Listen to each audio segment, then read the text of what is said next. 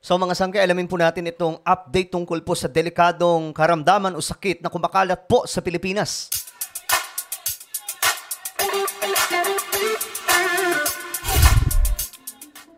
Okay, mga sangkay, mahalaga po itong maiparating sa ating mga kababayan nang sa ganun aware po ang lahat para wala pong sisihan. Kasi mayroon po ngayong kumakalat, okay, ayon po sa balita, na isa pong sakit dito sa ating bansa. Okay? Na marami na po ang tinatamaan, mga sangkay. Actually, ang Quezon City, nauna na pong mag-declare ng outbreak regarding po dito. At ngayon, may isa pong probinsya dito sa Pilipinas din, mga sangkay, na pinag-aaralan na kung magdideklara na. Okay? Ng outbreak. Patungkol po dyan. But before we start, pakisubscribe po muna yung ating YouTube channel. Ayan po sa baba ng video na to, makikita nyo po yung subscribe button. Pindutin nyo lamang po yan, okay? Para lagi po kayong updated dito dahil 1.8 subscribers na po tayo. 1.18 million. Okay? So, i-click nyo yung subscribe na makikita po sa ibaba. Tapos i-click nyo yung bell at i-click nyo po yung all. Sa mga nanonood po sa Facebook, syempre wag nyo rin pong kalilimutan na i-follow ang ating Facebook page. Okay guys. Eto na nga po mga sangkay. Pertussis sa Iloilo City. Ito po ay pinag-aaralan ng mga sangkay kung magdideklara ng outbreak. So, tingnan po natin ang balitang to. Ano siya, tinubukan siya. Hirap siyang huminga. Tapos, ikinuwento ng isang inang itinago natin sa pangalang Ana ang pinagdaanan ng isa sa kanyang kambal na anak nagtamaan ng pertussis o whooping cough. March 6, isinugod sa ospital ang kanyang kambal na magdadalawang buwang gulang pa lang. Okay, so sa mga nanood po, mga sangkay, sa isa po nating vlog patungkol po dyan, naibalita na po natin to. Na ang focus po ay sa Quezon City. Pero ngayon kasi, dumami na po ang tinatamaan. Ayun nga po mga sangkay, kaso ng pertussis sa bansa, sumampa na sa higit 400 na kaso. Hanggang nitong Marso, ayon sa DOH. So ngayon pa lamang ito mga sangkay sa taong to. So medyo, delikado kung, wag naman po sana mga sangkay, no? Isang nakaligtas sa sakit, pero hindi na kinaya ng isa pa. yung trauma, yung takot, nandun. Kasi hindi namin alam yung utak ko parang hindi po proseso. Kasi yung inaalala ko yung anak ko. Sabi ni Health Undersecretary Eric Tayag sa Teleradyo Serbisyo na mahigit 4 na raang pertussis cases na ang naitala sa buong bansa. Grabe, ang bilis, Parang ilan lang yun, nasa 300. Pero ngayon, 453 na po. At 35, okay? Sa buong Pilipinas, 35 na po ang pumanaw dahil po dyan, mga sangkay. Anong ibig sabihin nito? Ayan po, from January 1 to March 9. Ayon po yan sa DOH. So, sino nga ba ang mga tinatamaan nito, mga sangkay? Hanggang nitong Marso, 35 rito ang nasawi. Pinakamarami dito sa Metro Manila, tapos sa Calabarzon, at saka dyan po sa Region 7, Central Visayas. Kagabi, natipinto po pagdideklara ng outbreak sa Iloilo City. May 10 na yata silang kaso. Grabe, Sa Iloilo City, may 10. Marami na po yan, mga sangkay, para po sa isang lugar. Lalong-lalo na, probinsya po yan. So, sabi po dito, napipinto po ang pagdideklara ng outbreak sa Iloilo. Sa Quezon City, nag-declare na po. So, mag-iingat po yung mga nasa Quezon City. Pero sa Iloilo, marami na rin po ito, mga sangkay. Ayon sa DOH, kilala rin ang pertussis bilang ubong may halak, ubong dalahit. Ayan tingnan nyo mga sangkay. Kung mayroon kayo niyan, mas maigi, magpa-check up ka agad o kaya maipagamot ka agad, mga sangkay, para po hindi maging severe. Tusperina o whooping cough. Nakukuha siya sa hangin. So ang isang bumabahing, isang umuubo, maaari siyang makahawa ng mga nasa paligid na malapit o kaya nasa kwarto na ang hangin ay sila kanilang hinihinga ng sabay-sabay.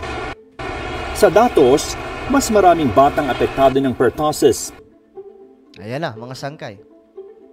Yan po yung mas maraming tinatamaan. Mga bata. pero posible ring tamaan ng mga may edad na. Nilinaw na ng DOH na hindi na bagong sakit ang pertussis sa ubong dalahit at matagal nang may bakuna kontra dito. Okay.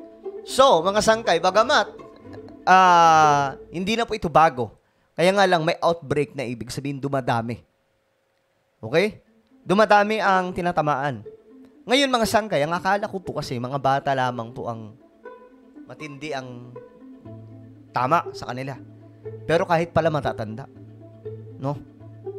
Pwedeng tamaan din. Kaya mag-iingat po talaga ang lahat. Okay? I hope na maparating niyo po ito sa lahat ng inyong mga kamag-anak, kaibigan, mga kabarangay. Ayon sa kagawaran, hindi lang din Pilipinas ang apektado ng pagtaas ng mga kaso nito, kundi maging sa ibang mga bansa. Epekto na rin ang nagdaang pandemya matapos matigil ang pagbabakuna sa mga bata kontra pertussis. Oh my goodness. Ayon sa DOH, ang Pasig City ang may pinakamaraming kaso ng pertussis sa mga lungsod sa Kamaynilaan. Ayan, no? Pero bakit ang QC yung nag-declare kaagad ng outbreak? Pwede nang Pasig, 26 na sila eh. Ang dami, guys, oh. Pambihira nang nangyayari sa ating mundo. Alam nyo, sa Japan, mayroon din po silang problema na ganito. May outbreak po mga sangkay. Mas malala pa nga po kasi mas marami po yung cases. Doon sa China, mayroon din po sila.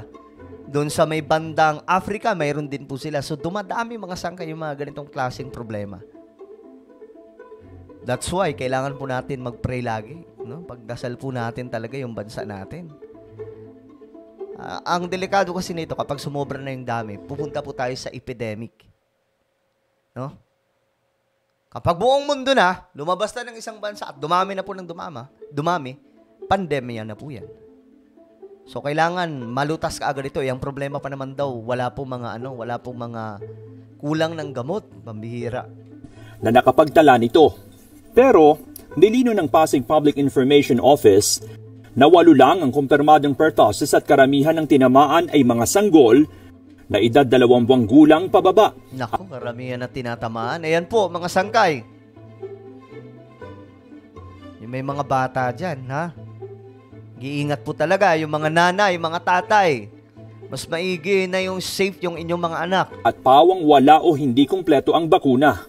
Ayon naman sa Manila Health Department, sa 9 na naiulat na kaso ng pertussis sa lungsod, 5 lang ang kumpirmado at lahat ay gumaling na.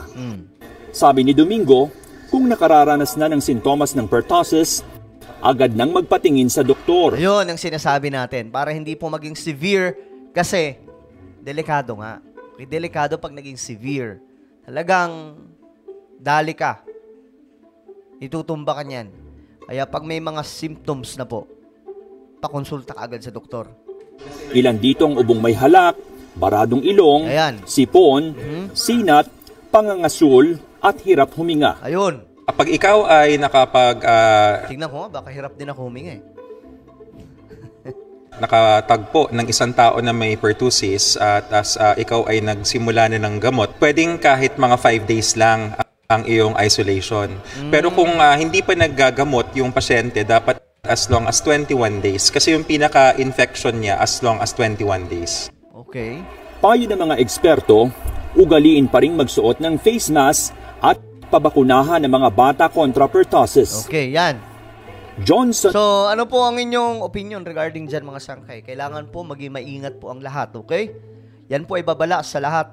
Kasi, nakaraan, Quezon City lamang, pero kung titingnan po natin yung datos, no, marami na rin pala sa iba't ibang mga lugar. Especially dito sa Luzon at sa may Central Visayas. So, ingat-ingat po ang lahat. Nako, hindi po biro magkasakit. Ay, yung may mga anak dyan, siguro hanggat maaari, bahay-bahay lang muna hanggat may outbreak kasi para hindi po tayo magkadamay-damay.